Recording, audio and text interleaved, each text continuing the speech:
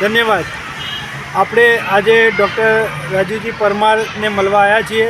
એમના અંદર જે કહેવાય ને એક સૂર્યનો પ્રકાશ હોય ને ચારો તરફ હોય એવા બધા એમને વિવિધતા એમના જીવનમાં બધું જોયું, નાટ્ય જોયું, ફિલ્મ જોયું, રંગમંચ.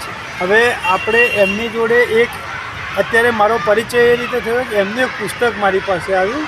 એમાં આપણે આનર્ત પ્રદેશ વિશે બધા ગામના જે ઐતિહાસિક ધરોહર કહેવાય, જે શિલ્પ સ્થાપત્યો અને ધર્મના મંદિરો, એના વિશે એમને બહુ સરસ લખ્યું છે. તે પુસ્તક મેં વાંચ્યું છે, પણ મને જાણવામાં આવ્યું છે કે સાહેબે બીજા પણ ઘણા પુસ્તકો લખ્યા છે, લગભગ 14 જેવા તો મને ખબર છે. એટલે એના વિશે સાહેબ શું કહેવા માંગે?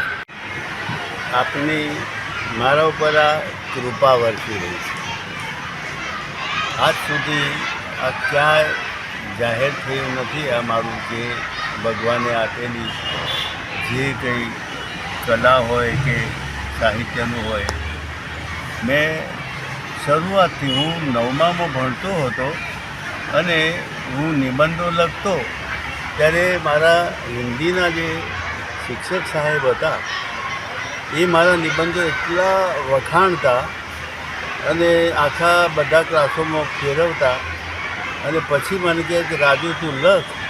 અને મેં એક વખતે વાર્તા લખીને એમને આપી અને એ વખતના પ્રખ્યાત બાળકોના એક મેગેઝિન બાલમિત્રમાં પહેલી જ મારી વાર્તા મારા ગુરુજી દ્વારા છપાઈ અને મને એમને પ્રોત્સાહન આપ્યું. પછી તો મેં બાળ વાર્તાઓ લખી, બાળકો માટેના ગીતો લખ્યા, કવિતાઓ લખી, આત્મકથા લખી, જેને ગુજરાત સાહિત્ય અકાદમીએ પ્રથમ નંબર આપ્યો છે. અને જે વિદેશોમાં મારો ભૂતપૂર્વ વિદ્યાર્થી પ્રવીણજીના જેવો રમણભાઈ પટેલ છે, એ ન્યૂ જર્સીમાં 2000 કોપી લઈ ગયો આત્મકથાની. ત્યાં અંગ્રેજીમાં એનું ભાષાંતર થયું છે, ફિલ્મો પણ બને છે, આવું બધું ચાલ્યા કરે છે. અને આ મારું આખું આપણા મુસ્લિમોએ તોડેલા આનંદ પ્રદેશના ખંડિત મંદિરોનું જે મારું એક મહાન મારું આજે કર્તવ્ય કહેવાય. અને એનું નામ પણ એવું જ ભગવાને મને સૂચવ્યું છે કે આપણી સંસ્કૃતિની રસ્તે રઝળતી વાર્તા. અને એને આજે વાંચી ભાઈ શ્રી પ્રવીણભાઈ દ્વારા આનો પ્રચાર પ્રસાર થયો. ભાઈ શ્રી ભરતભાઈ અને તમે બેટા અહીંયા આવ્યા છો, અમારું ગૌરવ વધાર્યું છે. અને હવે તમે મારામાં એટલી બધી પ્રેરણા આજે મૂકી છે કે હવે હું ખૂબ તમારી કૃપાથી અને તમારાથી આ મહાન કાર્ય કરી શકીશ. ધન્યવાદ.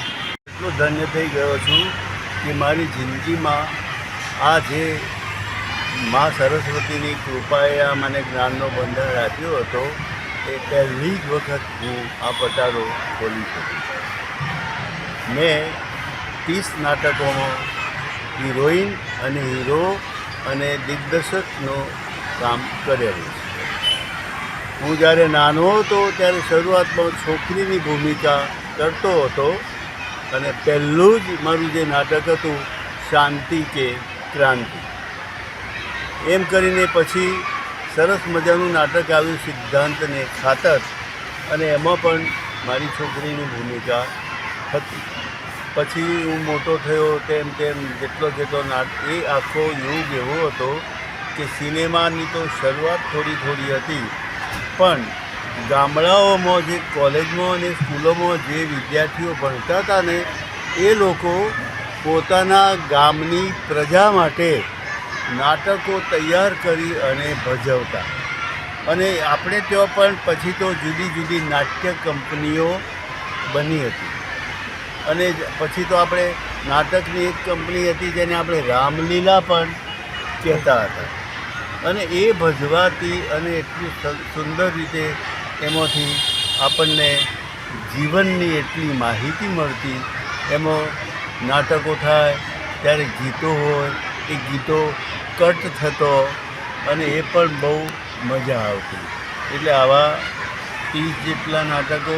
અને એમાં છેલ્લે મેં દિલ્હીમાં અંધાયુગ નામનું નાટક, જેના નિર્માતા હતા સફદર હાશમી, અને ત્યાં મેં સહદેવની ભૂમિકા એ નાટકમાં દિલ્હીના આપણા national school of drama short form છે NSD એ સ્ટેજ ઉપર મેં એમાં અભિનય કર્યો. ધન્યવાદ. ધન્યવાદ. ડૉક્ટર સાહેબને મળવા આવ્યા છે તો એમના દ્વારા આપણે ભવાઈનો ઇતિહાસ જાણ્યો, એમના દ્વારા ફિલ્મનો ઇતિહાસ પણ જાણ્યો અને ફિલ્મ ઇન્ડસ્ટ્રી વિશે જાણ્યું. અને પણ હવે આપણે મેઇન વસ્તુ જોવાની છે કે આજે આ ગુજરાતની સંસ્કૃતિમાં જે નાટ્ય, અને અત્યારે હાલ નાટ્ય એકાડમીમાં આજે પણ એવું સાંભળવામાં આવ્યું કે સક્રિય છે, પણ નાટક વિશે અને નાટ્ય મંચ વિશે, રંગમંચ વિશે આપણે એમના જોડે થોડું ટૂંકમાં માહિતી લેવી છે. તો ડૉક્ટર સાહેબ જરા એના વિશે અમને કોઈ જ્ઞાન પીરશો. ખૂબ આનંદની વાત છે મારા ભાઈ. આજનો ફિલ્મોનો જમાનો અને મારી કિશોરાવસ્થા અને યુવાવસ્થાની ફિલ્મોનો જે જમાનો હતો એ બિલકુલ વિરોધી છે. વર્ષો પહેલાં એ જમાનામાં આજથી 50 વર્ષ પહેલાંની જે ફિલ્મો બનતી હતી સંપૂર્ણપણે ભારતીય સંસ્કાર અને સંસ્કૃતિ ઉપર બનતી. અત્યારે ફક્ત મનોરંજન સિવાય ફિલ્મોમાં કશું આવતું. અને આપણી હિન્દી ફિલ્મોના એક મહાન નિર્માતા જેનું નામ લેતો ગૌરવ થાય એવા હતા વી શાંતારામજી. અને એમણે એક ફિલ્મ આપણી ભારતીય કલાઓની અને સંસ્કૃતિની ફિલ્મો બનાવી. હવે હું તો ગામડાનો છોકરો હતો. હું કોલેજના પહેલા વર્ષમાં FYમાં ભણતો હતો અને એ જમાનામાં મારા ગામની લાઇબ્રેરીમાં એક ગજબનું પ્રાચીન એક ધર્મયુગ હિન્દી માસિક આવતું હતું. તો મારા કુટુંબના જ એક મારા ભાઈ વાંચવા ગયા અને એમણે આ વાંચ્યું વી શાંતારામજીની નવરંગ નામની આગામી ફિલ્મ માટે નવા કલાકારો લેવાના છે એવું એમણે વાંચ્યું અને એમને લાગ્યું કે આ તો મારો ભાઈ છે રાજુ આમાં યોગ્ય છે. એટલે એ ભાઈ આખું તો કટિંગ કરી માસિકમાંથી અને એ જાહેરાત લાવ્યા, મને આપી. એટલે મને આનંદ થયો. હવે એ વખતે આખા વિશ્વભરમાં એક જ ફોટો સ્ટુડિયો હતો, છાયા. અને મેં છાયા સ્ટુડિયોમાં જુદા જુદા એક્શનવાળા ફોટા પડાવ્યા, જેમાંથી એક જ મારી પાસે અત્યારે પ્રસ્તુત છે.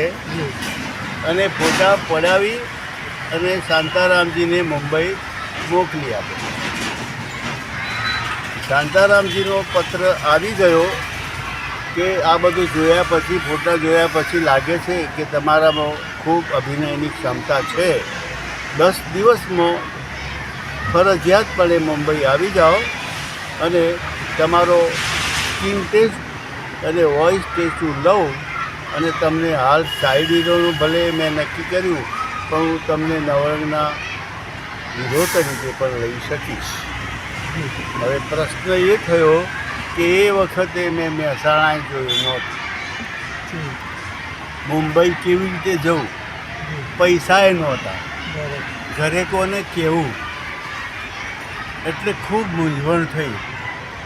એટલે મારો એક મિત્ર હતો જે નાગર બ્રાહ્મણ જ હતો અને એની મમ્મી અમારી પ્રાથમિક શાળા મારા ગામની એમાં આચાર્ય હતો અને એના તો જ હું રાત્રે વાંચવા જતો. દિનેશ નામ હતું, દિનેશ મહેતા. તો કે રાજુ ચિંતા ના કર, હું જ તારી સાથે આવીશ મુંબઈ, હું જ પૈસા આપીશ અને આપણે જઈશું 2 જણ. પણ હજુ ઘેર તો કહેવું પડશે ને, એટલે કે બહાનું તો કહેવાય નહીં, એમાં ખબર નહીં પડે. તો મારા મોટાભાઈ તલાટી હતા, પ્રતાપભાઈ નામ હતું. એટલે મેં મોટાભાઈને વાત કરવાનું વિચાર્યું. પેલો લેટર લઈને ગયો, કીધું ભાઈ આ જુઓ આ કાગળ આવ્યો છે અને મારા સિનેમામાં મને જગ્યા મળી છે તો મારે મુંબઈ જવાનું છે. અને ભાઈએ આ વાંચ્યું, સિનેમા સાંભળ્યું અને એવા બગડ્યા કે તું તો સાલા તુરી તરગાળો છે, કે સિનેમામાં નાચવા જવું છે, રજપૂતનો દીકરો છે, અને મને માર્યો. પણ હું એમના હાથમાંથી પેલો પત્ર ઝૂંટવી અને ભાગી ગયો. હવે જો એક અઠવાડિયામાં તો બગડી ગયો છે, પણ આવો નથી. એક જ અઠવાડિયામાં મને પ્રાથમિક શાળાના શિક્ષકનો ઓર્ડર હાથમાં મૂકી દીધો. કોલેજે રહી, સિનેમાએ રહ્યું અને હું શિક્ષક થઈ ગયો.